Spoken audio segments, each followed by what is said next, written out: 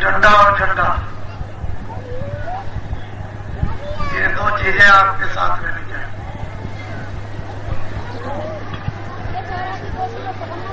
झंडे को जेब में रखोगे, आधा काम आपका रह जाएगा। झंडे को डंडे में लगा के रखोगे तो अपना काम आपका हो जाएगा। इसलिए झंडा और डंडा ये मुख आपका एक चिन्ह है। जब धनुष दिया गया था, तीर भी था और कमान भी थी, और दोनों अलवर लिए रहते थे। और काम जो कितने वर्षों में होता था और कितने क्षणों में हो गया। तो डंडे और झंडे को ये नहीं भूलना। ये एक प्रकार का चिन्ह होता है जो बताया गया, उस पर हमेशा ध्यान रखा जाए। जो चीजें बता दी जाती हैं और उन चीजों का साल भर प्रचलन हो जाता, और बंसी बजाकर काम कर लेते। समय समय का एक चिन्ह होता है।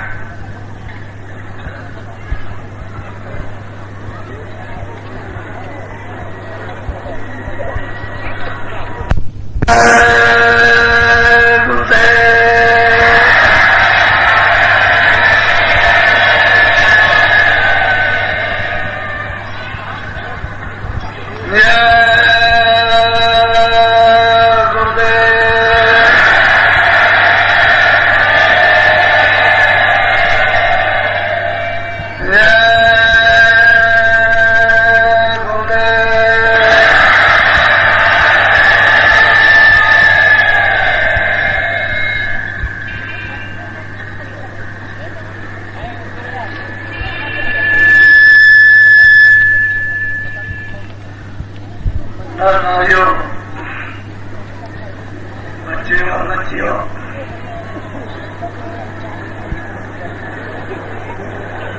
आज का वक्त और समय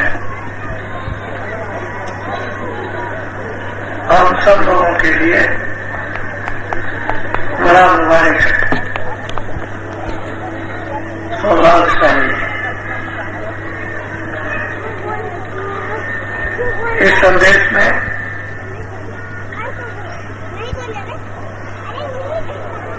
कोई किसी प्रकार का भेदभाव नहीं। बहुत लोगों ने परीक्षा, बहुत लोगों ने इंतजारी की कि कुछ न कुछ भेदभाव निकल आएगा। हिंदू, मुसलमान, सिख, ईसाइयों के लिए, या रामायण, गीता, भागवत, पुराण, कुरान के लिए, या गंगा, जमुना, तीरथ, भरत, काबा, मक्का के लिए, लेकिन कोई चीज भेदभाव वाले लोग पकड़ नहीं पाए।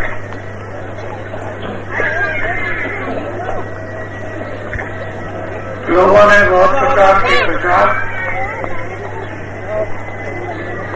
इस बढ़ती हुई संगत के संबंध में, इस बढ़ते हुए वैचारिक विवेक के संबंध में कह तो बहुत कुछ डाले, लेकिन हाथ में किसी के कुछ नहीं लगा। बहुतों ने कहा कि मुसलमान है, बहुत लोगों ने कहा कि हरिजन है,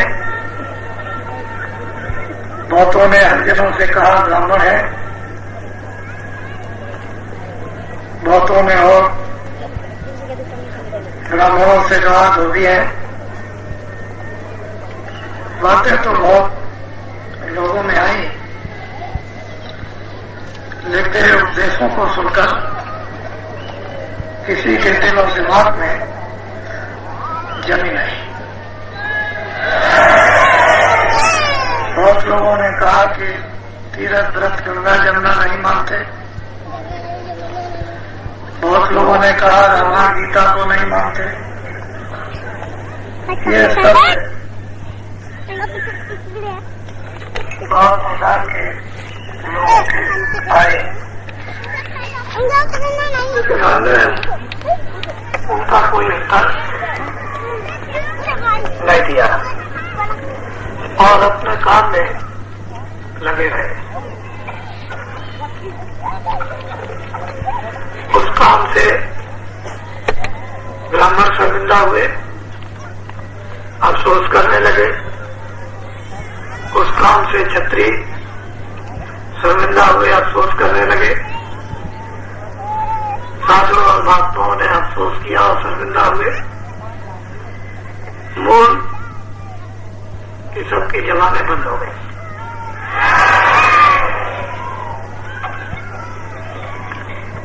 इस प्रकार के आरोप कबीर और गोस्वामी तुलसीदास जी पर लगाए गए, मीरा और सहजोबाई चरणदास जी पर लगाए गए और बहुत से महात्माओं औरों पर भी। लेकिन वो वक्त दूसरा था, ये वक्त दूसरा है।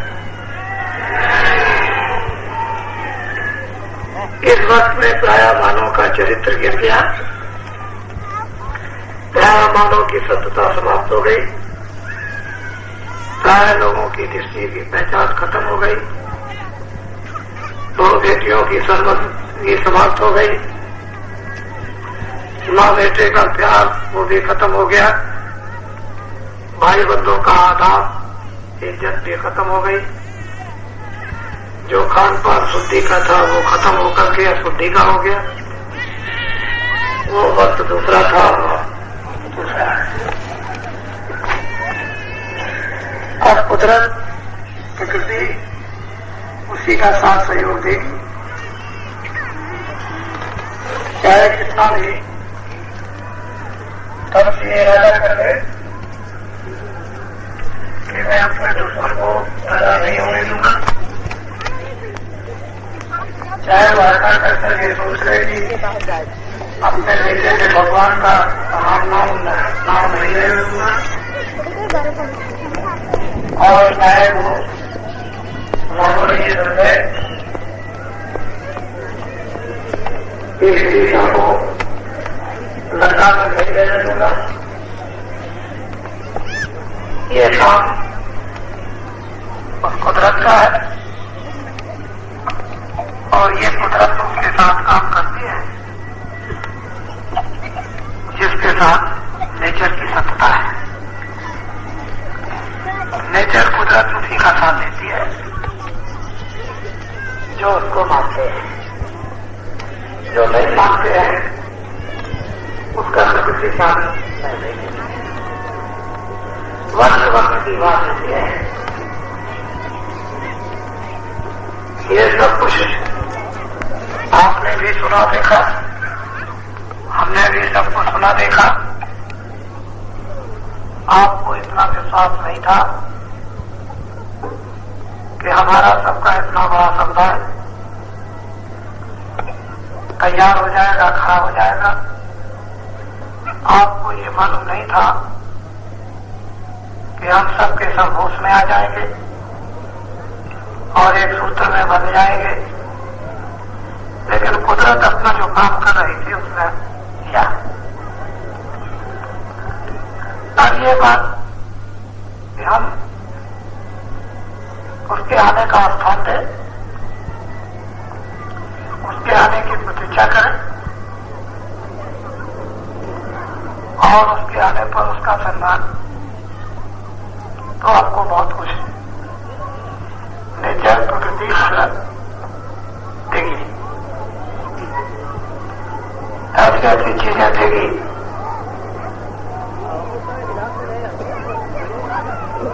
जो चीज वो देगी वो पढ़ने लिखने की वहां कोई बात नहीं, अंग्रेजी हिंदी उर्दू की कोई बात नहीं। वहां तो वो दिल हृदय उसमें वो आत्मा वो चीज होगी जो आत्माओं की शक्ति और ज्ञान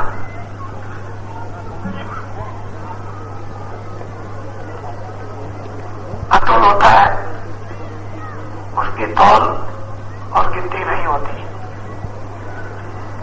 बुद्धि के विचारों की तो एक सीमा होती है, बुद्धि ज्ञान अज्ञान की, लेकिन आत्मा के ज्ञान की कोई सीमा नहीं।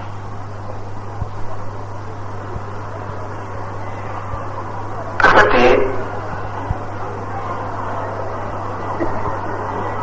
परमात्मा की सत्ता को जाहिर करने का एक मोटा फूल है, एक मोटा पर्दा है जो प्रभु की सत्ता को बराबर बताती रहती है कि कोई शक्ति है जिसने जो दो आंखों से चीजें देखते हो वो बनाई, जो आदमी नहीं बना सकता, मशीन और औजार नहीं बना सकता। ऐसी चीजें उसने बनाई, उसका खोज प्रकृति कराती रहती है, कुदरत कराती है, नेचर कराती है। नेचर का खेल तमाशा उस प्रभु की सत्ता को लेकर भिन्न होता रहता है।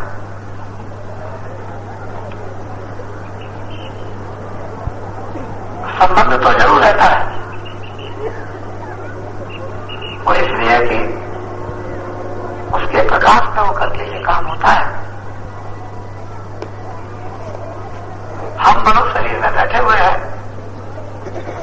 जीवात्मा है, लेकिन उसी के आधार पर, उस नाम के आधार पर, शब्द के आधार पर दोनों आंखों के पीछे टिकी है। अगर शब्द का आभास खिंच जाए तो जीवात्मा शरीर में एक क्षण भी नहीं रह सकती। यह ठीक है कि वो बिल्कुल अलग थलग हो गई, लेकिन उस शब्द की ठंडक बराबर सूरत जीवात्मा तक आती रहती है। इसी तरह से नेचर उस प्रभु की सत्ता का इजहार करता है, फैलाव करता है बराबर। अब ये जरूरी और आवश्यक है कि जो इतने गुण विषय थे,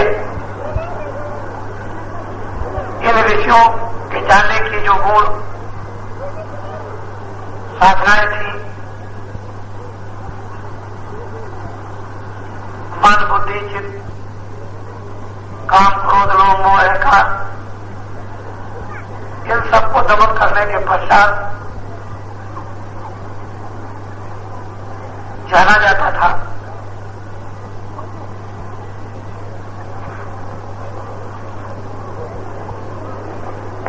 लेकिन अब काम क्रोध लोभ मोह अहंकार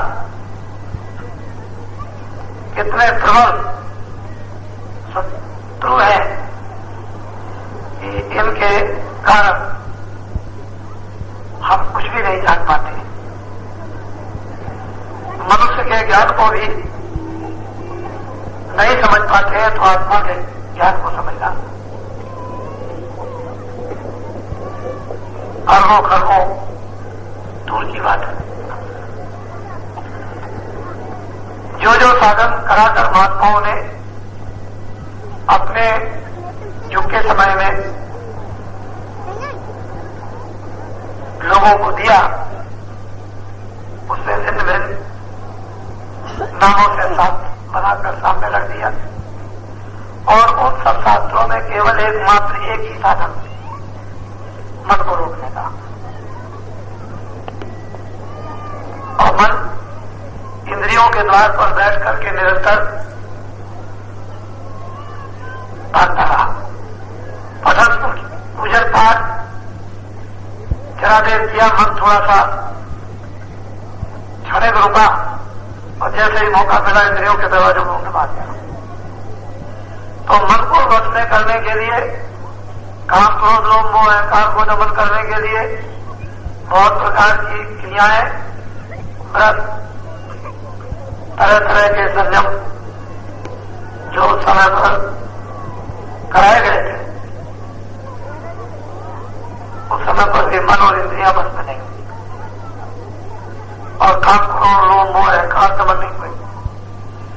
कलयुग में नाम प्रधान है जिसमें काम क्रोध लोभ मोह अहंकार भी दमन हो जाएगा और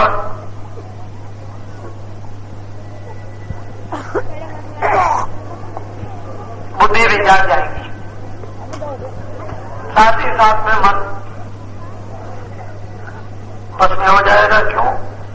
ये मन रस चाहता है, आनंद, और वो आनंद शब्द के साथ, नाम के साथ आ रहा है। जब वो नाम को सुनेगा, उसमें रस आएगा, उस रस को भी उसका आनंद और मन, इन दोनों को उसका मजा। मन अपने असली आनंद को पाकर चुप हो जाएगा, इंद्रियों के द्वारों पर खड़े बार बार करके रस्ते का छोड़ देगा, क्योंकि मन उस आनंद में था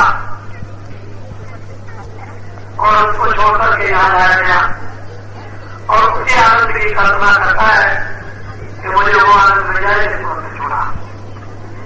और मन को जब तक वो सर्जन की तरफ, जब तक वो त्रिपुटी में नहीं पहुंच जाता है, तब तक अपने वास्तविक आनंद को नहीं पा सकता। और जब तुरंत और नाम का भेद नहीं मिलेगा, आंतरिक स्वर शब्द की साधना का भेद सद्गुरु द्वारा नहीं मिलेगा, ये मन कभी किसी का भी बस में नहीं हो सकता। चाहे चारों को अठारह और चल साथ डालो, फिर भी ये मन बस में नहीं होगा। बस एक ही इसके बस में करने का कलयुग में उपाय है, शक्ति की कमाई। दूसरा आप पूछे, इस शब्द की कमाई में कोई झगड़ा झंझट नहीं, कोई तरह तरह के बकरे घटना नहीं, सीधा सीधा मामला है कि वजन पर बैठ जाओ, ध्यान पर बैठ जाओ, मन को बुद्धि को चित्त को साथ रखो, दरवाजे को खटखटाओ, ध्यान देकर आवाज को सुनो या ध्यान देकर के आंखों से देखो तो फौरन आधार में जाएगा। सुनने भी लगोगे और देखने भी लगोगे। मन देखने पर चुप, मन सुनने पर चुप, उसे अपने मजे का आवाज होना चाहिए और फिर उसका वो रस लेने वाला मन रसिया बन जाता है, इंद्रियों के दरवाजों को छोड़ देता है। फिर उसको अपने आनंद की, अपने ज्ञान की, अपने पराकाष्ठा का जब उसको बोध होने लगता है तो फिर उसको घृणा आती है कि मैं कहां पड़ा था, तो यहां कुछ नहीं था। जब सूरत सतलों से नीचे उतारी गई और वहां से महाशून्य से नीचे 10वें द्वार में और 10वें द्वार से नीचे त्रिपुटी में ब्रह्म स्थान पर जहां लाई गई, वहीं पर इसको कारण कपड़ा पहनाया गया और कपड़ा जब डाला गया तो मन को, वही मन का भंडार था, इसके साथ लगा दिया। जाओ नीचे, फिर जब नीचे उतारी गई उससे जल कमल में सूक्ष्म, फिर स्वर्ग वैकुंठ में लिंग और मृतलोक में स्थूल, ये 4 कपड़े पहना दिए गए। अब यहाँ स्थूल शरीर में इंद्रियों की उस लपेट में आनंद तो नहीं है, लेकिन क्षणिक ठंडक का आवाज होता है, क्षणिक, और फिर उसके लिए चलायमान हो जाता है। तो ये कितने बार उस क्षण आनंद के लिए कांक्षा करता, करते करते उसमें फंस गया। अब ये इतना कमजोर हो गया है, मन इतना गिर गया, घुटना टेक दिए उसने कि वो अपने आप नहीं हो सकता। उसको गुरु का पद, सूरत को भी चाहिए, मन को भी चाहिए। और जब सदगुरु वचन सत्संग सुनाकर संसार की हर चीज को सामने रख कर और जब इसको सुना कराते हैं और धीरे धीरे अंतर में जब वो भजन और ध्यान कराते हैं, तब ये जाकर के फिर अफसोस और पश्चाताप करता है, तब उसको इस संसार के फंदों से घना होती है और तब वो उधर को चलता है। तो इसमें गुरु की कृपा जब तक शामिल नहीं होगी तब तक मन बचेगा। और बिना मन की मदद के सूरज जाग नहीं सकती है, वो तो बिल्कुल अकेली पड़ गई। मन की मदद लेकर ही सूरज के ऊपर के पर्दे उतारे जा सकते हैं।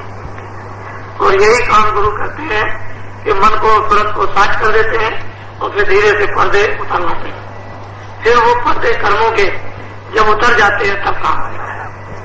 और ये बहुत गहन, बहुत उच्च से भी सूक्ष्म ये विषय है और शिक्षा है। हम लोग जैसा कि एक साधारण शब्दों से समझाकर सरल कर दिया गया है, भजन की युक्ति बताकर, वैसे बिना गुरु के ये साधारण नहीं था, सरल नहीं था। ये तो इतना दुर्गम और कठिन था, इसको कोई कर ही नहीं सकता था। इसलिए बहुत कृपा हुई जीवों पर, दया हुई कि सत्पुरुष ने संतों को भेजा, जाओ उन पर संस्कार डालो, उनको अपना विश्वास दो, घर का पता बताओ कि तुम कहां से आए हो और किस रास्ते से आए हो, तुमको किसने यहां फंसा लिया है और किस किस जाल में तुमको उलझा दिया और फिर तुम्हारे ऊपर किस किस प्रकार के योनि के पर्दे चढ़ा दिए और फिर तुमको नीचे 4 खानों में 84 लक्ष योनियों में क्यों कर उतारा। ये जब संताए उन्होंने सब भेद काल का खोला और फिर मदद देकर उससे निकाला, तब कहीं जीवित करता है। मूरी का कीड़ा तो मूरी में आनंद लेना अच्छा समझता है, उसे खुशबू कहा। ये जीव गिरे हुए थे, उनको धीरे धीरे धीरे धीरे संस्कार डाल डाल करके, दया दे दे करके उनको धीरे से ये सिरो किया कि आप कम से कम उस रास्ते को सुनने के लिए इच्छा तो करते हो, सुने भी, देखे भी, चले और अपने घर में पहुंचे, मालिक का दर्शन भी हो। ऐसी तो जीवों में इच्छा होने लगी, लेकिन फिर भी माया का इतना दुर्बल प्रपंच, ये जंगल करीब की जानियां थी बेरों कि उनमें जीव को ऐसे कटीले कांटों में फंसा दिया कि उसे निकल नहीं सकता। ये थी माया, जो अपना रूप दिखाती नहीं लेकिन छाया में सबको मोहित कर देती है और हरण कर लेती है। सब लोग माया की छाया के लिए विलाप करते हैं, रोते और चिल्लाते हैं, सिर पीटते हैं, छाती पीटते हैं, लेकिन छाया किसी के हाथ में मोटी सीधी। अब खान पान के बिगड़ने से कर्म तो चढ़ेगे ही,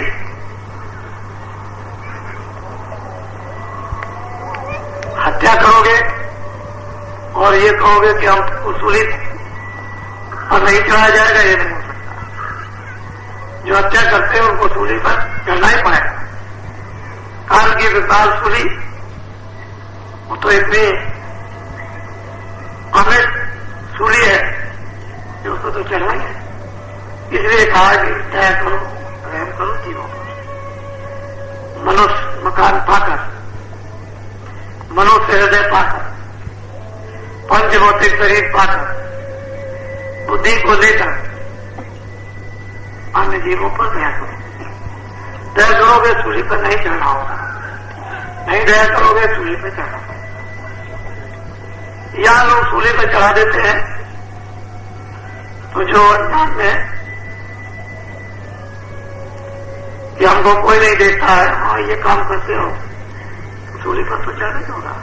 और वो सूली एक दिन की तो नहीं है, एक बरस की तो नहीं है, वो तो क्षण क्षण पर सूली पर चढ़ाएंगे उतारेंगे, चढ़ाएंगे उतारेंगे। तो ये कर्मों का बड़ा रहस्य गोपनीय है। वो जग जाने जो जिसका उस मालिक से संबंध हो गया वो ऐसा है, वो राज को जानते हैं और कोई नहीं जान सकता। हम लोग तो अंधकार में बैठे हैं, क्या मालूम कि क्या हो रहा है, ये कुछ पता नहीं। आप लोग सब ये कलयुग की एक छोटी मोटी सेवा, किसी प्रकार की भी सेवा लेकर आज के युग में जीवात्माओं को जगाकर और उस नौका पर नाम रूपी जहाज पर जीवों को सवार करते हैं और तब पार उतारते हैं। तो कोई न कोई सेवा वो तो दमन होना ही चाहिए। कर्म तो जलना चाहिए, धुलना चाहिए। कैसे जलेंगे, कैसे दमन होंगे, कैसे धुलेंगे, अब वो कोई न कोई जरिया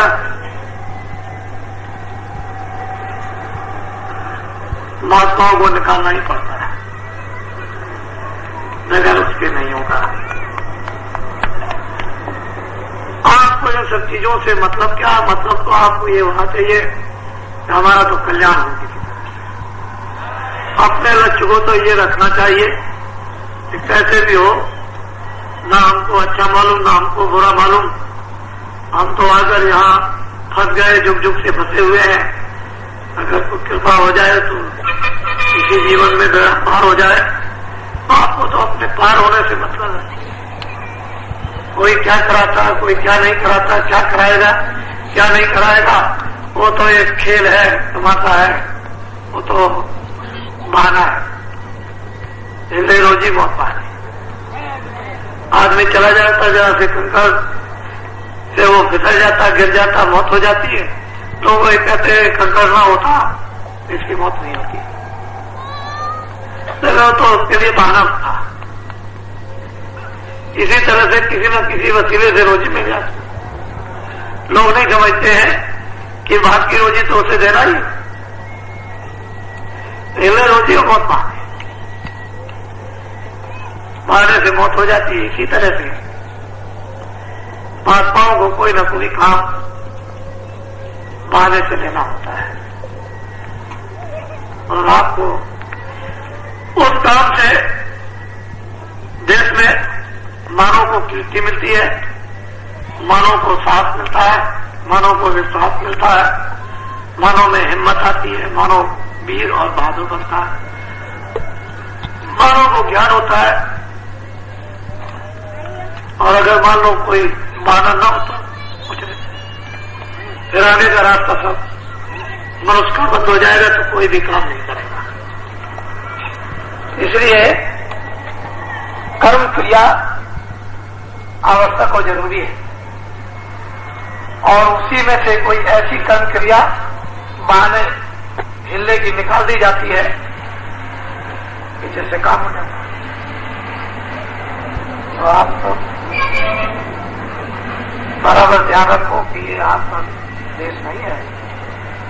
सत्यलोक से आए थे सत्पुरुष, आपका पिता घर बहुत दूर है, उसकी आवाज आ रही है, उसी पर कौन पुरुष, उसी पर पार ब्रह्म, उसी पर ब्रह्म, उसी पर निरंजन भगवान, सब के सब उसी धुराधार पर टिके हुए हैं। और इस तरह से वो धुरा घूम रहा। मेरी तरफ देखो, इधर कुछ नहीं दिखाई देता, लेकिन उधर में इतनी तेज रफ्तार से घूम रहा है इस तरह से कि उसके चक्कर को कोई अनुमान नहीं लगा सकता। ये ऐसे घूमता है। उसी पर बैठ करके निरंजन भगवान ब्रह्म और पार ब्रह्म और सोन को ये सब के सब उसी पर जुड़ रहे। सारा का सारा ब्रह्मांड, अनेकों त्रिलोकियां, अनेकों ब्रह्मांड, बेशुमार ब्रह्मांड, बेशुमार त्रिलोकियां और कितने बेशुमार ईश्वर और बेशुमार ब्रह्म उसी पर इस तरह से जुड़ रहे। उसकी एक आवाज हमारे आंखों के सामने टिकी हुई है, उसी को चरण कमल कहते हैं। उसमें सुवास भी है, सुगंधी प्रकाश भी है, उसमें आनंद भी है, उन्हीं चरण कमलों में शक्ति भी है और वो बहुत चमकते भी है।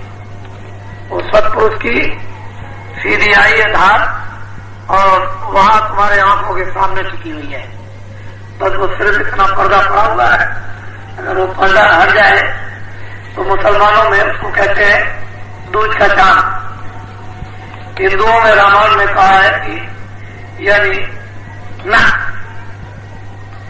जरा सी ऐसी नख मान गण ज्योति, उधर दूज का चांद हो भी नख, लेकिन उन्होंने दूज का चांद वर्णन किया है बड़ी एक तेज धार थी, जरा सी चमकती हुई।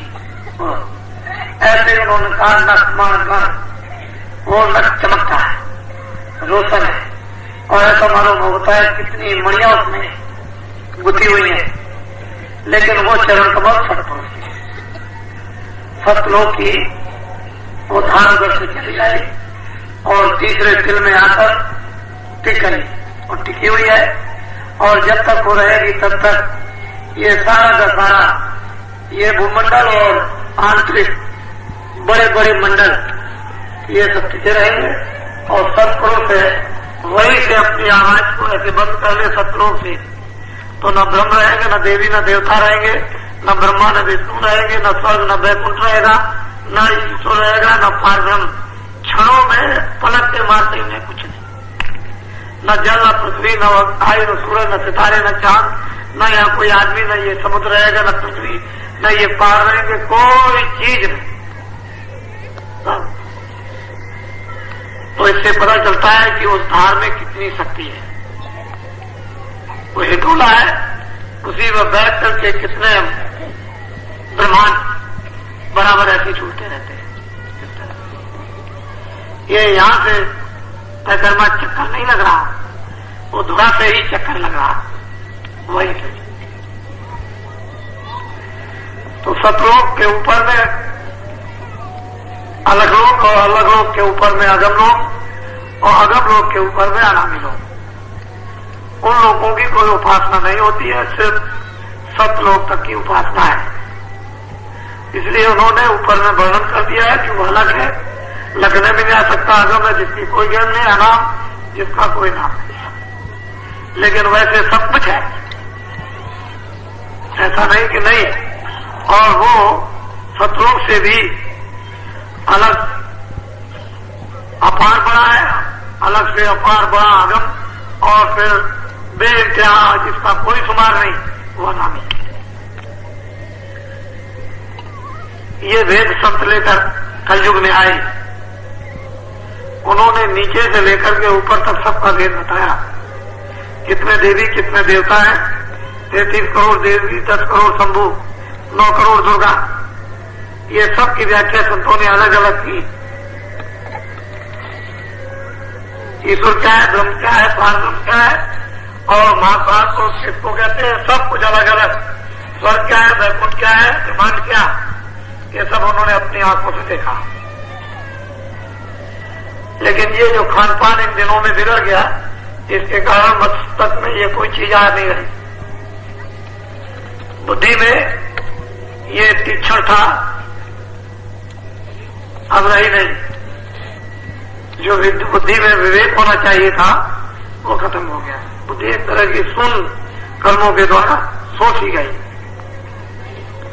जैसे आदमी सो जाता है तो बेहोश हो जाता है, ऐसे ही बुद्धि ज्ञान का हो जाता रहा और सो गई बुद्धि। ये कर्मों के बस ऐसा हो गया। खान पान छोटा नहीं बिगड़ा, बहुत बड़ा। किसी को ये नहीं मालूम है कि किसका मुर्दा खाना किसका नहीं खाना। यहाँ तो ये धुन पड़ी हुई है कि किसी का मिल जाए खाना, ये नहीं कि वो मुर्दा फेंका जाता। मुर्दा पेट में नहीं रखा जाता, मुर्दा फेंककर लोग स्नान करते हैं, शुद्धि करते हैं, फिर हवन आदि करते हैं और भी पूजा पाठ करते हैं, फिर लोगों को उस प्रायश्चित को खत्म करने के लिए खिलाते पिलाते भी हैं ये सब। लेकिन हम लोग ये सब भूल गए। बुद्धि के सोने से बिना महापुरुषों के ये बुद्धि उजागर नहीं होगा, उसमें चीज समझ में नहीं आएगी। और आप सब सत्संग की बातों को भी आगे रखो कि देश के हर प्राणियों को इसकी जरूरत और आवश्यकता है। और बिना सत्संग के, बिना अध्यात्म के, बिना मानववाद के, मानववाद से अध्यात्मवाद आता, अध्यात्मवाद जाग गया तो ईश्वर दर्शन होते हैं। मानववाद नहीं आएगा तो मानवता समझ में नहीं आएगी, फिर न सत्यता होगी, न हृदय में दया होगी, न बुद्धि में विवेक होगा। और मानवता आ जाएगी तो हृदय में दया, जबान पर सत्यता, बुद्धि में विवेक होगा। इसी के पश्चात महात्माओं का मिलन होता है। उनके मिलन से ये सौभाग्य प्राप्त हो जाता है कि फौरन बुद्धि में जब विवेक है तो आत्म ज्ञान होता है। आत्मज्ञान होने से अपने आप का बोध ईश्वर दर्शन होता है। ईश्वर दर्शन से ब्रह्म का भी दर्शन, ब्रह्म दर्शन से पारब्रह्म का भी दर्शन, उसके बाद में परा शक्ति का दर्शन, ये सब दर्शन, सत्पुरुष का भी दर्शन। और नहीं, मानव धर्म नहीं है तो अब ये मानव धर्म समाप्त हो गया। इसकी अब जरूरत जिससे कि परस्पर समानता, सद्भाव, मोहब्बत और प्यार। मोहब्बत और प्यार में विकार उठते नहीं। जहां मां बेटे का प्यार होता है, मित्रों मित्रों का, वहां चोरी और गाली गलौज नहीं होता। तो मोहब्बत और प्यार है। तो मोहब्बत और प्यार एक ऐसी चीज है जो लिखी नहीं जा सकती, और वो महात्माओं से मिलती है और कहीं से नहीं मिलेगी। तो आज देश के हर प्राणियों को, हर मानव इंसानों को इसकी जरूरत है। धर्म और मजाक कोई अलग नहीं होते, एक ही होते हैं। हम लोगों ने पता नहीं क्या समझकर महात्माओं को मानवता से भिन्न समझा और धर्म से भी भिन्न समझ लिया। इसलिए ये सारी आपत्तियां जो चारों तरफ मंडरा रही हैं, ये अपने किए हुए कर्मों का प्रायश्चित है। और ये सिर पर चढ़ के बोलेगा, सिर पर चढ़ेगा और भूत भर करके बोलेगा और आपको बताएंगे कि देखो ये बोल रहा है। ऐसा नहीं कि बताया नहीं जाएगा। तो महात्माओं की देश के लिए अब जरूरत है, वैसे आपको जरूरत पड़ेगी। और इस देश के लिए महात्मा रतन है। जब वो रतन लोप हो जाते हैं, जंगलों में चले जाते हैं, तभी तो ये विनाश होता है समाज का, परिवार का और देश का और मानव का। और वो रतन अगर जंगल में न जा सके तो घर बन जाता है, परिवार और समाज बन जाता है, मानव बनता है, देश बन जाता है। घर भी संपन्न रहता है, समाज भी संपन्न, मानव भी संपन्न रहता है, देश भी संपन्न रहता है। महात्माओं की जरूरत है। वैसे सभी मुल्कों के लोग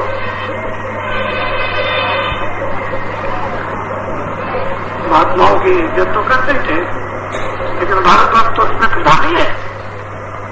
तो आप सब सत्संग को आगे रखो, सत्संग को आगे रखोगे, भगवान को याद करते चलोगे, निकलने का निशाना बनाए रहोगे, बड़े बड़े पहाड़ गिर जाएंगे, बड़े बड़े पर्वत धराशायी हो जाएंगे। तुम अपने काम में तो लगे रहो।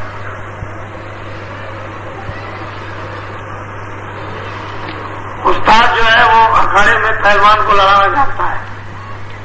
पहलवान अगर उस्ताद न हो तो 2 मिनट नहीं टिक सकता। इसी तरह से महात्मा जब मिल जाते हैं तो उस्ताद होते हैं,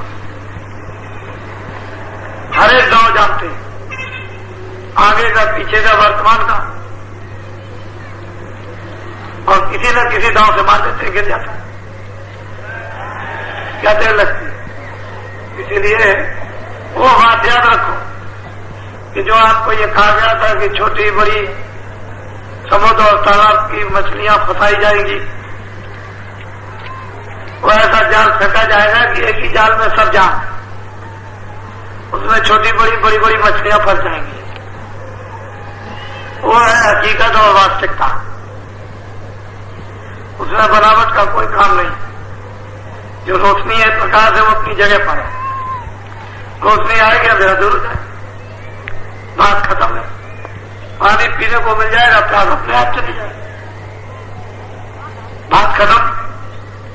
इधर उधर की बात से क्या मिलना जुलना है। बातें सब तरह की छोटे छोटे शब्दों में समझाई गई, लेकिन उन सब चीजों को अगर हम संग्रह कर लें तो बड़े बड़े पोते बन जाएंगे, बड़े बड़े ग्रंथ हो जाएंगे।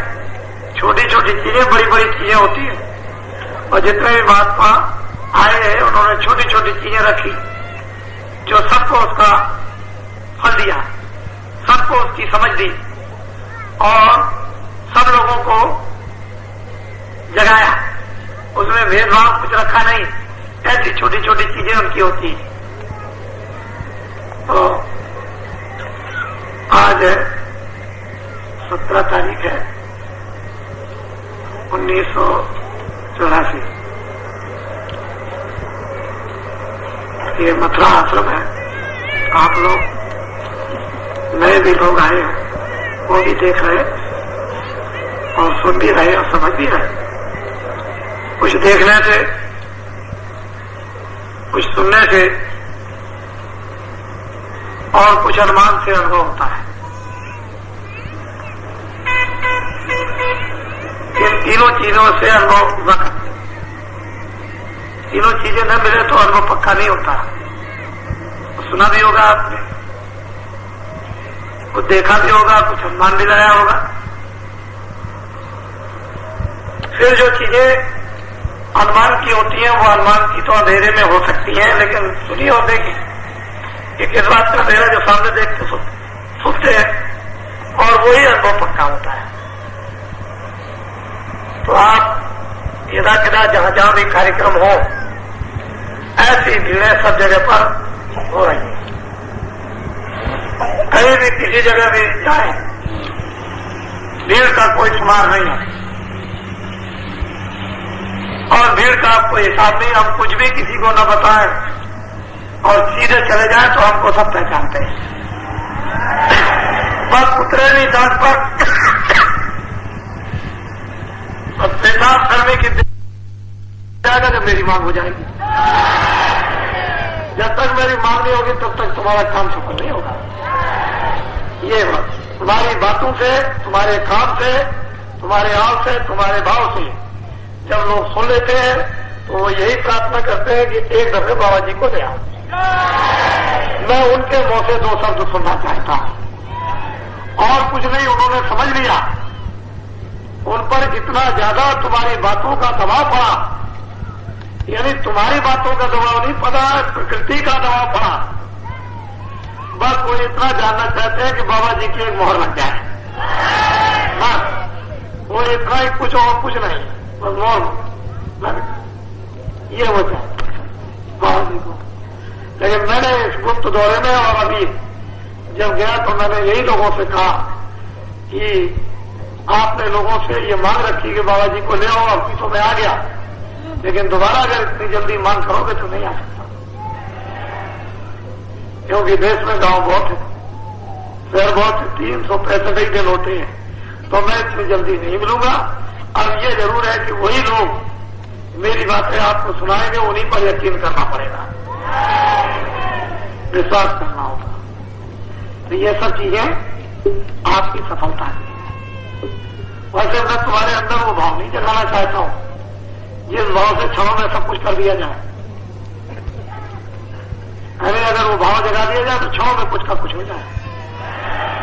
ये समझ लो आप, मैंने कभी भी उस तरफ को अपनी दृष्टि नहीं घुमाई। नहीं, मैं भी वीर बनाना जानता हूं, ऐसी बात नहीं है। मैं भी शहीद बनाना जानता हूं, ऐसी बात नहीं है। मैं भी त्याग कराना जानता हूं, ऐसी बात नहीं है।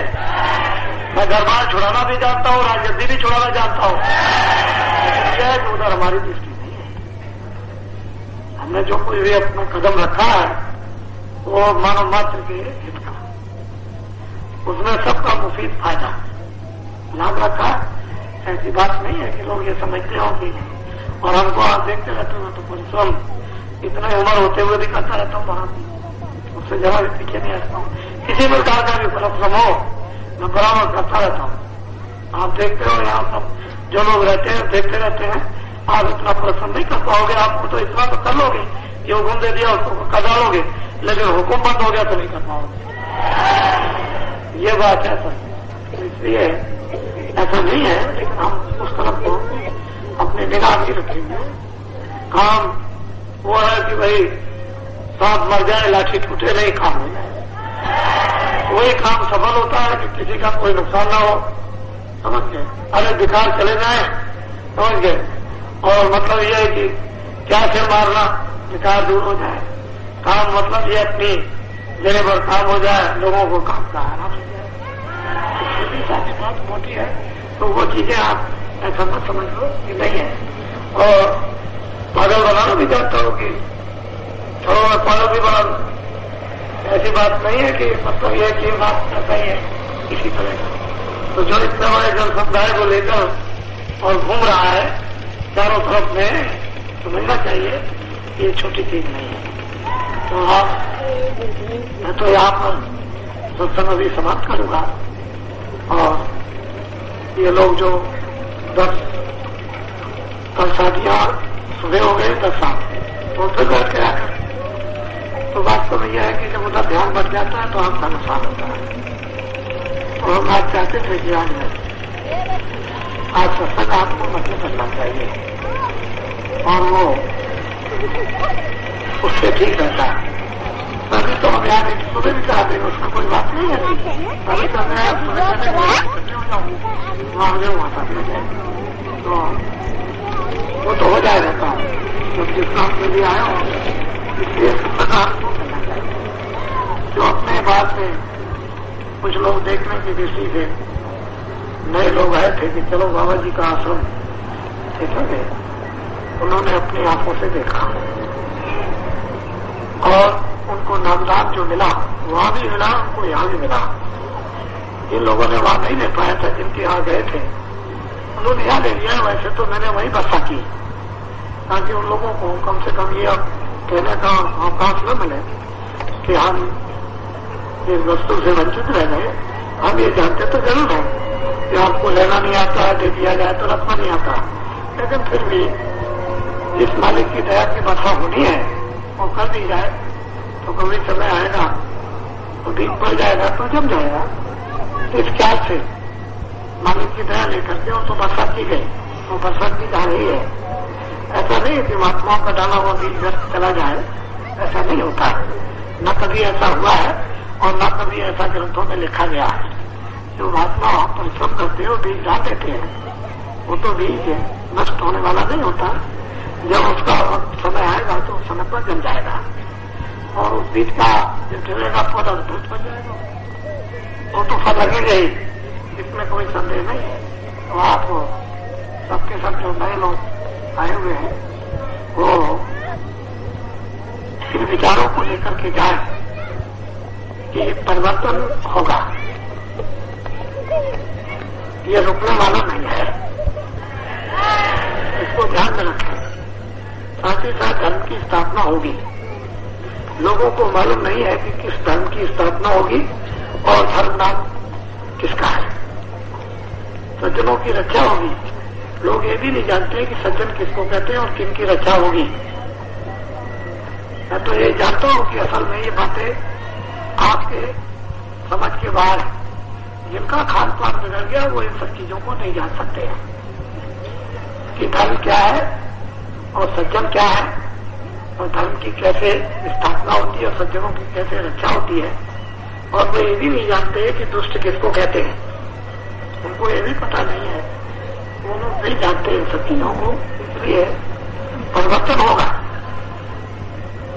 इसको कोई रोक नहीं सकता। एक ऐसी भारी तकलीफ आने वाली है, एक भारी से भारी विक्रांत तकलीफ, जो मनुष्य है उस समय पर जैसे आदमी जल जाता है तो तिलमिला जाता है, इसी प्रकार से एक तकलीफ आएगी, उसमें एकदम तिलमिला जाएगा।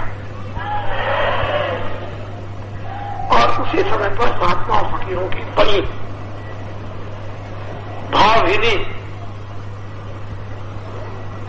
पुकार होगी, महात्मा फकीरों की। तो जब भावहीनी जब पुकार होगी महात्माओं फकीरों की, उस समय जब लोग तिलमिला जाएंगे तो उसका अड्डा होना चाहिए, जगह जगह उसका स्रोत होना चाहिए, उसके नाले होना चाहिए, उसकी शाखाएं होनी चाहिए। शाखाएं नहीं होगी, नाले नहीं होंगे, नालियां नहीं होगी तो पानी वहां तक नहीं जा सकता। लोगों को पानी पीने को मिलेगा नहीं, लेकिन जब नालियां तैयार होगी, पानी चलना होगा। और उस समय पर जब फकीर और महात्माओं की भावभीनी पुकार होगी तो फौरन वो तो स्रोत मतलब तार है, लगे हुए होंगे और वो लोग फौरन कैच कर लिए जाएंगे, पकड़ लिए जाएंगे। फिर देखिएगा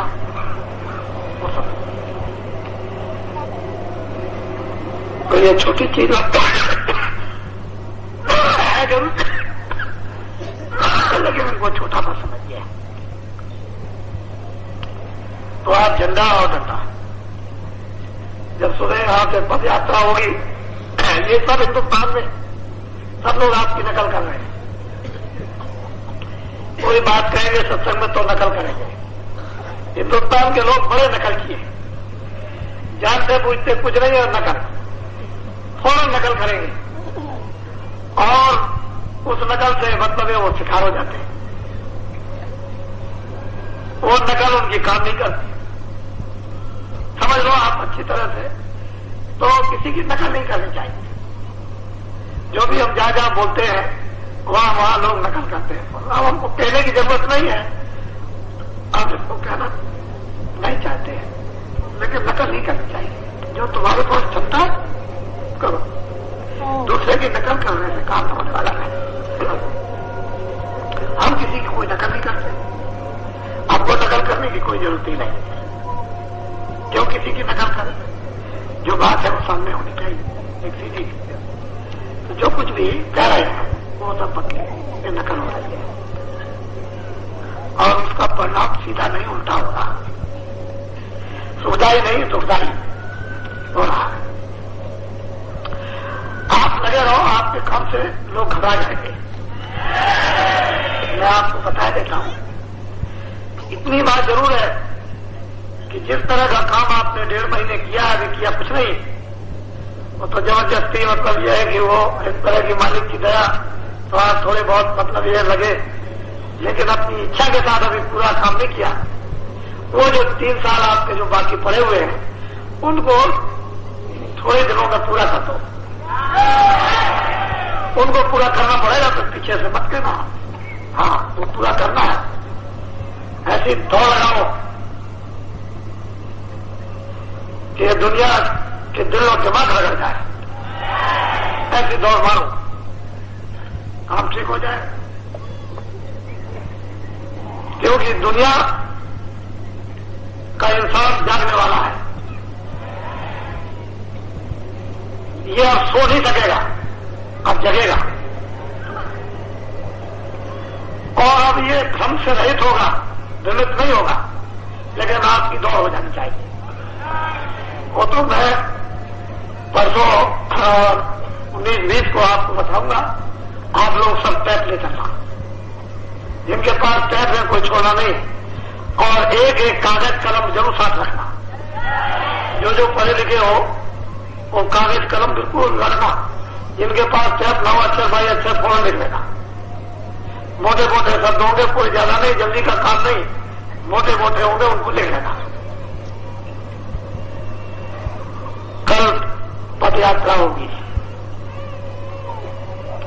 ऐसे तो 84 कोस में 4 गांव में था, वृंदावन, मथुरी, बरसाना, नदगांव, 4 गांव ऐसे 84 कोस में। लेकिन अब वो इसकी बात अगर कहूं तो आपको अच्छा नहीं लगेगा, तो ये भी मतलब है कि 84 कोस में परिक्रमा है। तो भरतपुर तो वो तो 84 कोस थी, ये 24 मील 72 है, ये कोई दूर नहीं है, तो 24 मील है 12 कोस, और वो 84 कोस की होती है यात्रा। वो यात्रा लोग बरसात में करते हैं, पानी बरसता होता है, बड़ी तकलीफ होती है। आपको क्या तकलीफ? यानी आपकी तो 12 ही कोस की है, तो यहां से सुबह नहा सके। अपनी अपनी गाड़ियों में जो भी सामान है, खाने पीने का जो भी है, बस उन्हें रखें, क्योंकि साथ में जाओगे, पैदल जाओगे तो जरा बोझा रहेगा, तो और सामान उसमें रखो, उसमें चला जाएगा गाड़ियों में, जो कुछ भी हो उसको। और जो गाड़ियों से जाएंगे और लोग तो ले जाएंगे अपना वहां पर, झंडा झंडा साथ रहेगा। सुबह प्रातः काल 8 बजे यहां से रवानगी हो जाएगी। जब पढ़ेंगे लोग सुबह, आप लोग पहले से तैयार अपने कार्य से निवृत्त हो जाना। जो लोग जाएंगे वो चलाए। जो अभी आज का जो भंडारा हुआ, जो प्रसाद आपने लिया, इतने लोग आए और बाहर के शहर के और गांव के भी लोग बहुत आ गए, लेकिन ये सब कुछ है अच्छी तरह से प्रसाद लेने के बाद मुझे अभी खबर लगी कि 10,000 आदमियों का भी रखा हुआ था। मुझे गणेश प्रसाद जी ने बताया। कहने का मतलब यह है कि भंडारे में कभी कभी होती नहीं है। हमने भी ऐसा सुना था कि महात्माओं के, महापुरुषों के जो भंडारे होते हैं उसमें कमी नहीं होती है, लेकिन अब यह है कि तुम उनको जानते नहीं हो, इसलिए वो कमी समझते हो और कमी नहीं होती। आपने दिल्ली में देखा होगा कि जब आपने प्रसाद लिया तो वहां भी कोई कमी नहीं थी। पिछले दफे में हुआ था दिल्ली में, तब भी कोई कमी नहीं थी। तो जहां जहां भी आप देखते हो वहां कोई कमी नहीं होती है, लेकिन यह कि वहां प्रसाद बन जाना चाहिए। प्रसाद नहीं बनेगा तो फिर ठीक। तो आज का जितना भी प्रसाद था ये सब गणेश प्रसाद जी की तरफ से था, और वो मतलब यह है कि उन्होंने मकान बनाने का भी एक संकल्प कर लिया और वो भी एक शुरू हो गया। तो खैर वो तो कभी कभी आएंगे, लेकिन बाकी लोग आते जाते रहेंगे, उठे रहेंगे, लोगों को आनंद मिलेगा। वो तो होता ही है, परमार्थ का तो यही काम होता है उसमें। तो धीरे धीरे तो ये सब चीजें समय काल पर सब धीरे धीरे धीरे धीरे धीरे धीरे चलते चलेंगे, आगे चलेंगे। अपने को भी देखो, हमको भी देखो, और औरों को भी देखते चलो। अपने को भी देखोगे, हमको भी देखोगे, औरों को भी देखोगे, तो सबने एक दूसरे में जल और मिश्री की तरह से समा जाओगे। मिश्री अपना रंग बदल देगी और वो पानी अपना रंग बदल देगा, मिल जाएंगे एक दूसरे में। ऐसे ही है, अलग के ढेर में बड़े गम की सोच, ऐसे ही वो मिलता है मालिक, ऐसे मिला करता है। तो सुबह के लिए आप तैयार हो और वहां लोगों को आशीर्वाद मिलेगा। और जो भी कार्यक्रम 2 दिनों में होंगे वो वहीं पर आपको सब मालूम हो जाएगा, यहां हमने कुछ नहीं कहा। और हमको तो आशीर्वाद देने के लिए जाना ही पड़ेगा, क्योंकि वो तो जगह जगह जगह जगह वो तो आशीर्वाद, मेरे पास तो कुछ नहीं है, लेकिन वो तो मालिक को जो काम कराना है वो तो कुछ ना कुछ निमित्त मात्र बनाना ही पड़ता है उसको। जगह निमित्त मात्र बनाए हुए काम नहीं चलता है, वहां से बैठ करके वो कोई काम नहीं कर सकता। इसको हमेशा याद रखना। शक्ति उसमें सब कुछ है, उसमें कोई किसी तरह की कमी नहीं, लेकिन वहां से बैठ के कोई काम नहीं करेगा। वो तो जो जहां का काम है वहीं से बैठ के कराएगा, जो कराएगा वही काम उसका समझा जाए, उसमें अपनी जिद हुई है। तो आप लोग थोड़े तैयार हो जाए, और कोई देखिए अभी कोई अगर मान लो अपने पति के साथ ये समझे कि यहाँ से 84 को उसकी यात्रा में लोग स्त्रियां साथ जाती हैं और हम भी अपने पति के साथ जाएंगे, तो कोई बंधन नहीं है। लेकिन हमने इसलिए सोचा कि व्रत है जो यहाँ रहना चाहती है कि भाई नहीं जाएंगे वो यहाँ रह सकते, कोई ऐसी बात नहीं। वहां का 2 दिन का कार्यक्रम, मैं तो वैसे कल शाम को जाऊंगा, दिन में तो नहीं जाऊंगा लेकिन शाम को पहुंच जाऊंगा, और 2 दिन का कार्यक्रम होगा आपका, वो भी एक अद्वितीय कार्यक्रम रहेगा, और उसका संदेशा जो भी आपको मिलेगा वो जल्दी शीघ्र है, क्योंकि देर करने की जरूरत नहीं जरा भी, बस वो बात ही समझो, उसको यही से समझ के जाओ, उसमें देर नहीं करनी है। वो यही से अपने विचार पक्के बनाते हुए जाओ कि जो भी सुन के आएंगे बस समझ लो बस अपने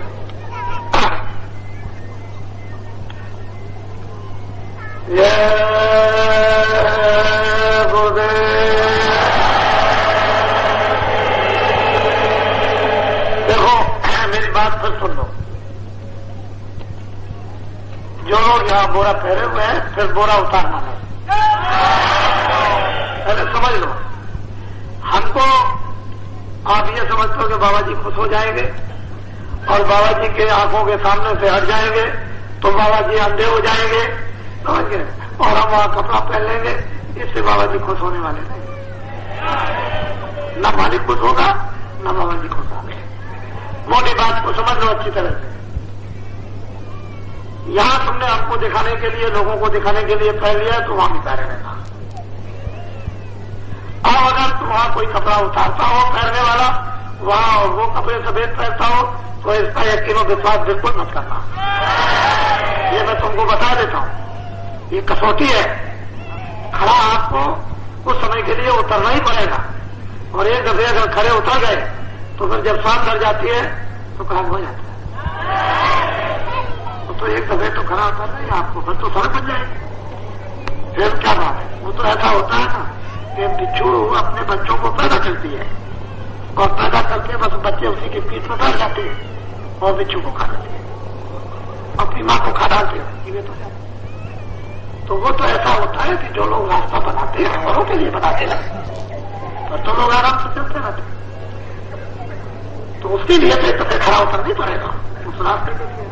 ऐसे कमजोर और मंदिर रह गए फिर क्या हुआ? ऐसा कहोगे नहीं हम तो बाबा जी के हैं, हम तो उस मालिक के, हमने तो तन मन और सबको दे दिया है, न तुमने तन दिया न मन दिया न तन दिया। और गुरु महाराज हमारे कहा करते थे, कहने लगे स्वामी जी अपने आप को तन मन सब दे दिया। तो एक महात्मा जी के पास में सेवक गया और वो चला जा रहा था घी का तेल लेकर के। ठंडी का मौसम था, महात्मा जी सुल्फा पी रहे थे, तो उनका भारत बहुत ठंडी लगी हुई है, जरा हमको भी एक मान लेने दीजिए। तो उनका ले पी लो, तो उसको भी पी लिया। जब उन्होंने पूछा इसमें क्या चलेगी, ये किसका चलेगा आपका? तो ठीक है, अच्छी बात है, कोई बात नहीं, पी लिया, ठीक है। कहा महाराज भाग्या दी चल के जाओ। तो तीन उठाने लगा, उनका अरे देखो पागल है तो मेरा। तो उन्हें कहा था कि नहीं आपका, इसको तो ही बात है। और उसने कहा कि मैं काम पकड़ता हूं, मैं ऐसा कभी नहीं कहूंगा कि ये आपका है। तो तनमन दिया तो भल किया, यदि तनमन दिया तो तुमने बहुत अच्छा किया कि दे दिया। जो कहोगे मैं दिया तो बहुत सहेगा मां। अगर ये कह दिया कि मैंने दे दिया तो बड़ी बात पड़ेगी। तनमन दे दिया तो तुमने बहुत अच्छा किया कि दे दिया। तनमन दोगे तो इसलिए कि कोई बड़ा काम नहीं करता, और जो कहो मैंने दिया तो बहुत कहोगे मां, तब तो बात। बहुत से लोग ऐसा कह देते हैं कि नहीं ये तो तनमन और धन समान का है। वो कहते हैं अच्छा भाई हमको दे दो। अरे महाराज, अरे महाराज ये तो नहीं कहा था, तनमन मतलब ये कि धन मतलब है, ये तो कहा जाता है, ये तो व्यवहारिक शब्द है, ये बात है। सब ऐसा नहीं, जो हो जाए, तभी तो सब कुछ भेदभाव खत्म हो जाता है। भेदभाव खत्म होता है तो सिस्टम तो जब ही सामने नजर आने से मार रहेगा तो क्या होगा। अच्छा, तो ये बात आपको सिर्फ मैंने इतिहास कराई, वैसे सफेद कपड़े पहनो कोई हर्जा नहीं, हमारे पास बार बार कोई बात नहीं, हम वैसे लेकिन ये कि आप पहन लिया और वहां उठा दिया, ये ठीक है, ये अच्छी बात नहीं है। क्योंकि उसका क्या रहता है, उसमें राज क्या है ये आपको मालूम नहीं, क्योंकि तुमको तो पता है नहीं, पता है क्यों बताया नहीं, अभी बताने की उसकी जरूरत ही क्या है। गुरुदेव